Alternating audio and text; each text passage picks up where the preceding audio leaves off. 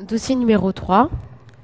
Monsieur H, 72 ans, se présente à votre consultation pour des symptômes évoluant depuis quelques semaines, associant douleur à type de brûlure, fourmillement et sensation d'engourdissement des extrémités des 4 membres. Ceci est associé à une instabilité devenue sévère à la marche, aggravée par l'obscurité et responsable de chutes récentes. Lors de votre examen clinique, vous retrouvez une altération de la sensibilité vibratoire, à prédominance distale au niveau des 4 membres, accompagnée d'une erreur au sens de position des gros orteils et de difficultés lors du test de la préhension aveugle des 2 côtés. Les sensibilités tactiles et algiques sont aussi perturbées au niveau des membres de façon symétrique et prédominante en distalité. Il n'existe pas de déficit moteur ni d'amyotrophie, mais les réflexes ostéotendineux sont abolis aux membres inférieurs en stylo-radial, cubito-pronateur des 2 côtés, et diminués en bicipital et en tricipital. L'électromyogramme de stimulodétection des 4 membres retrouve une nette diminution des amplitudes distales des potentiels sensitifs, sans altération de leur vitesse de conduction, ni des amplitudes ou vitesse de conduction motrice. Question numéro 1. Quel est votre diagnostic? Sur quels arguments? Question numéro 2. Quelles sont vos hypothèses étiologiques? Question numéro 3. Votre bilan retrouve un taux d'anticorps anti-HU très nettement supérieur à la normale. Que suspectez-vous? Question numéro 4. Quel examen demandez-vous? Que recherchez-vous par argument de fréquence? Votre suspicion se confirme et vous instaurez un traitement étiologique adapté. Grâce à ce traitement, les symptômes neurologiques présentés par Monsieur H se stabilisent. Il reste toutefois très gêné. Question numéro 5. Que pouvez-vous lui proposer sur le plan symptomatique?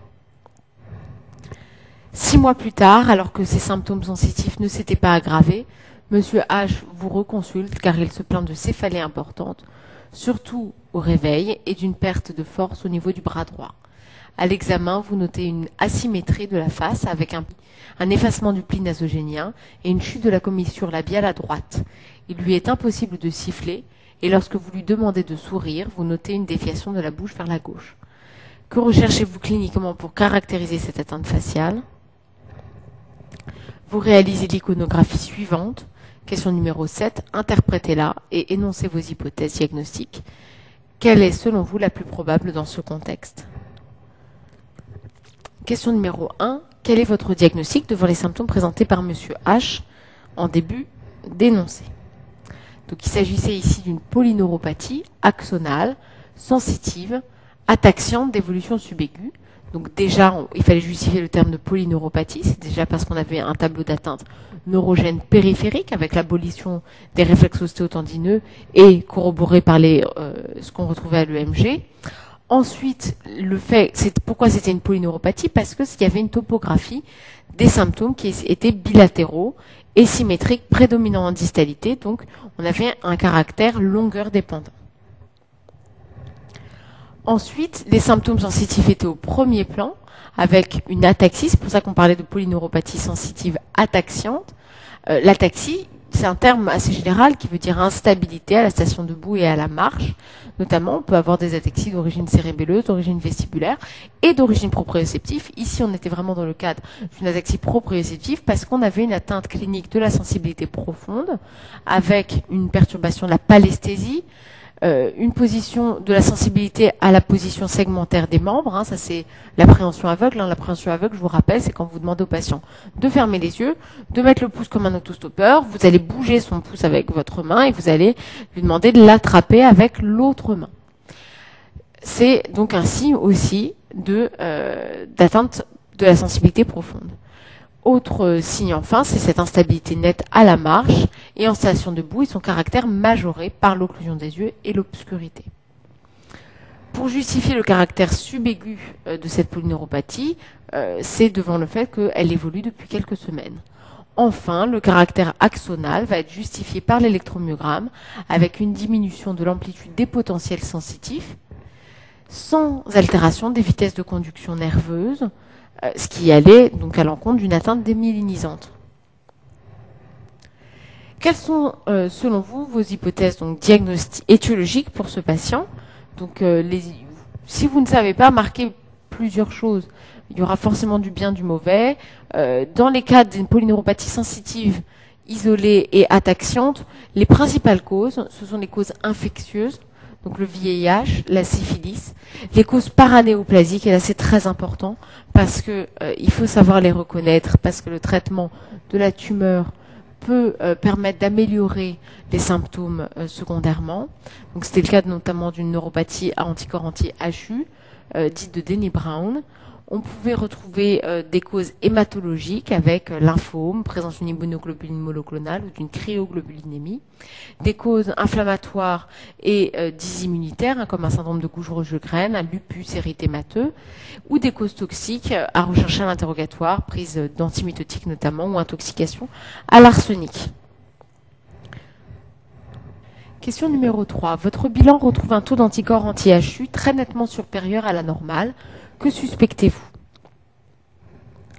La présence d'anticorps, donc dits antineuronaux, dont fait partie des anticorps anti-HU, doit faire suspecter une cause paranéoplasique, dont il faut absolument connaître l'existence. Je vous rappelle qu'on parle de ces syndromes paranéoplasiques et dans le module de cancérologie et dans le cadre de la question neuropathie périphérique. Alors, ce syndrome paranéoplasique associé à la présence d'anticorps anti-HU s'appelle neuropathie de Denny Brown. Il faut savoir que c'est associé dans 80 à 90% des cas à un cancer bronchopulmonaire. Alors, vous allez me dire, c'est rare, je pense pas qu'on ait à connaître ça. Si, j'ai été surprise, moi, par ce qui a pu tomber à l'ENC dans des pathologies parfois rares, mais pas si rares, surtout quand il s'agit d'urgence diagnostique comme un syndrome paranéoplasique. Donc, méfiez-vous-en. Ayez quand même cette connaissance. Donc là, quel examen demandez-vous? Que recherchez-vous par argument de fréquence? C'est ce qu'on a dit auparavant. La présence d'anticorps anti-HU est associée le plus souvent à un cancer bronchopulmonaire ou un cancer médiastinal qu'il va falloir rechercher par la réalisation d'un scanner thoracique. Votre suspicion se confirme et vous instaurez un traitement étiologique adapté. Grâce à ce traitement, les symptômes neurologiques présentés par M. H se stabilisent. Il reste toutefois gêné. Question numéro 5. Que pouvez-vous lui proposer sur le plan symptomatique? Alors ça, c'est une question essentielle en neurologie. Il faut toujours avoir certains réflexes, de connaître un petit peu les choses que vous pouvez proposer à vos patients sur le plan symptomatique et dans l'hypothèse de troubles cognitifs et dans l'hypothèse de troubles de la marche. Savoir un petit peu connaître votre batterie de prise en charge à proposer aux malades. Donc déjà, c'est un patient qui va avoir des douleurs liées à sa neuropathie qu'il va falloir traiter. Donc, s'il s'agit d'une douleur de type neurogène, on pensera à des traitements plutôt autres que les traitements classiques paliers de l'OMS. Et on pensera notamment à des traitements antidépresseurs tricycliques. Ça marche bien dans les douleurs neurogènes assez permanentes, lancinantes. C'est par exemple l'aroxyle, ou à des antiépileptiques qui marchent bien dans les douleurs de type paroxystique, des décharges électriques gênantes, comme le Rivotril ou le Neurontin par exemple. Autre plan classique, la kiné.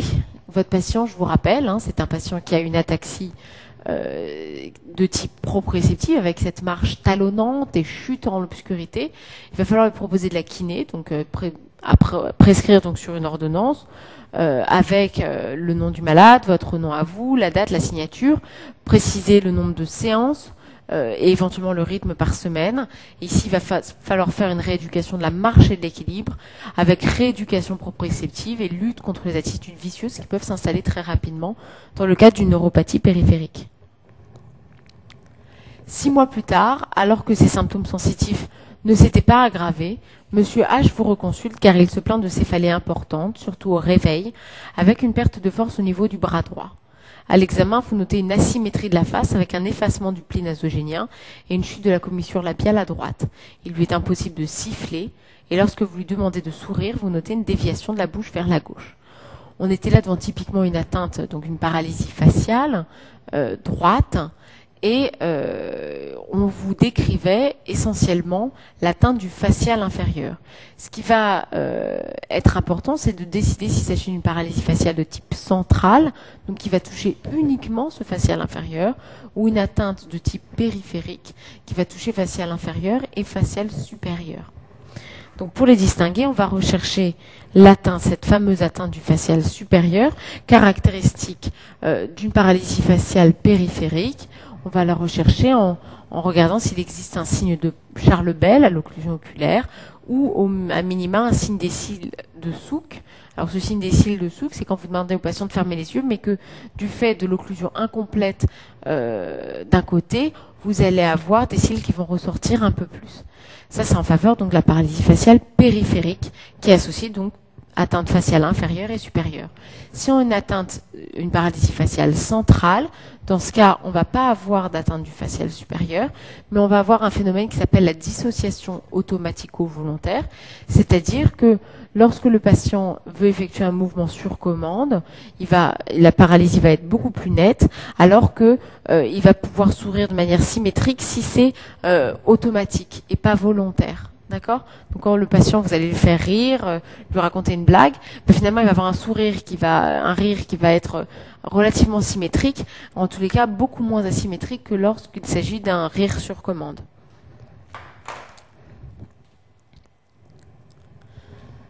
Vous réalisez l'iconographie suivante. Donc là, vous êtes orienté vers une possible atteinte faciale centrale, avec l'atteinte isolée du facial inférieur. C'est l'importance de distinguer cette atteinte faciale centrale ou périphérique, c'est d'orienter nos examens complémentaires. Avec une atteinte, quand il s'agit d'une paralysie faciale centrale, on va s'orienter vers une atteinte de la frontale ascendante, donc une atteinte de l'aire motrice primaire au niveau hémisphérique. Quand il s'agit d'une atteinte faciale périphérique, il peut s'agir soit d'une atteinte du nerf facial numéro 7 au niveau de son noyau dans le tronc cérébral ou à sa sortie du tronc cérébral tout au long de son trajet périphérique. Donc là, on a réalisé une imagerie pour tenter d'expliquer cette paralysie faciale. Donc l'interprétation, c'est ce que je vous demandais, et énoncer les hypothèses diagnostiques en sachant reconnaître laquelle était la plus probable dans ce contexte. Donc là, comment on va interpréter cette imagerie cérébrale? Donc on précise déjà le type d'imagerie dont il s'agit, c'est un scanner cérébral, ici avec injection de produit de contraste. On retrouvait une lésion plutôt fronto-pariétale gauche, unique, arrondie, qui comprenait une hypodensité centrale, donc c'était noir au centre, une prise de contraste annulaire et un halo hypodense tout autour, périlésionnel. Ceci réalisait une image en cocarde. On avait en plus un discret effet de masse sur le ventricule latéral gauche, sans déplacement de la ligne médiane. On va essayer de revoir ça sur l'imagerie tous ensemble. Donc cette lésion, je vous rappelle que sur ces coupes qui passent assez haut dans le cerveau, on est plutôt dans le lobe frontal, jusque environ ici, c'est du lobe frontal, tout ça. Puis en arrière, c'est du lobe pariétal. Alors pourquoi moi j'ai mis fronto-pariétal? Parce que c'était pour vous transmettre l'idée que quand vous savez pas, et que vous êtes devant une coupe comme ça qui passe par les ventricules, qui est assez haute dans le cerveau, vous marquez fronto-pariétal. Ici, la lésion était clairement plus frontale que pariétale, mais faites preuve un petit peu de bon sens et de jugeote et voilà, ayez des idées quand vous n'êtes pas trop sûr de vous. Donc cette image, elle était arrondie avec une hypodensité centrale, donc c'est plus noir au centre.